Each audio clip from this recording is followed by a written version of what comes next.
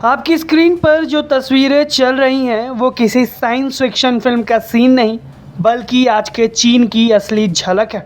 देखिए कैसे रोबोट्स नाच रहे हैं, स्टेप से स्टेप मिलाकर मेहमान का स्वागत कर रहे हैं। और ये मेहमान है जर्मनी के चांसलर फ्रेडरिक मर्ज, जो कि अपने 2 दिवसीय दौरे पर चीन पहुंचे, जहां चीन के हांगझोउ में जर्मन चांसलर के स्वागत का अंदाज बिल्कुल अलग था। रोबोट्स ने डांस किया, बॉक्सिंग के मूव्स दिखाएं और अपनी फुर्ती से सबको हैरान करके रख दिया।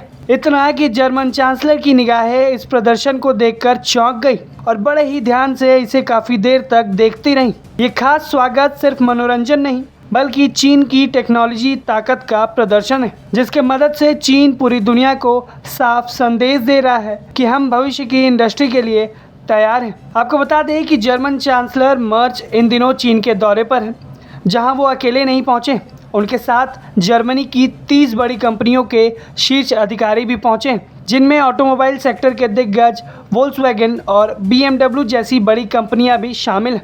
ये कंपनियां इस समय चीनी कंपटीशन के दबाव को महसूस कर रही हैं और ऐसे में ये दौरा सिर्फ औपचारिकता नहीं, बल्कि आर्थिक रणनीति का हिस्सा माना जा रहा है। रोबोट्स के कर्तव्यों को देखने के साथ साथ बीजिंग में मर्ज ने नई मर्सिडीज एस क्लास का टेस्ट ड्राइव भी किया, जहां कंपनी के CEO ओला कैलिनियस उनके साथ नजर आए। इससे ये बात साफ हो गई कि ऑटो सेक्टर इस यात्रा का केंद्र बिंदु है, जहां चीन और जर्मनी ऑटोमोबाइल सेक्टर में नई साझेदारी की राहें तलाश रहे हैं। दरअसल यूरोप इस समय वैश्विक सप्लाई चेन की चुनौतियों और बदलते हुए अंतर्राष्ट्रीय समीकरण से जूझ रहा है। अमेरिका के साथ रिश्तों में आई अनिश्चितता और बढ़ता व्यापार घाटा जर्मनी को नई रणनीति पर सोचने पर मजबूर कर रहा है। ऐसे में जर्मन चांसलर मर्ज का ये चीन दौरा संकेत देता है कि बर्लिन बीजिंग के साथ संवाद और साझेदारी को हाई प्रायोरिटी दे रहा है। इस दौरे को लेकर जर्मन चांसलर बेहद सकारात्मक दिखे हैं, जहां मर्ज ने कहा है कि चीन के साथ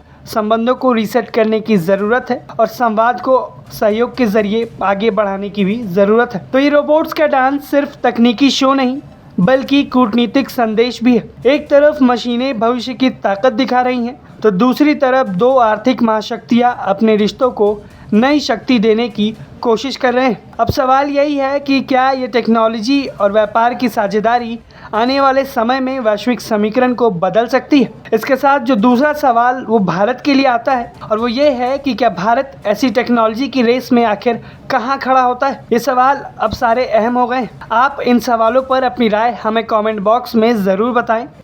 ब्यूरो रिपोर्ट, भारत तक।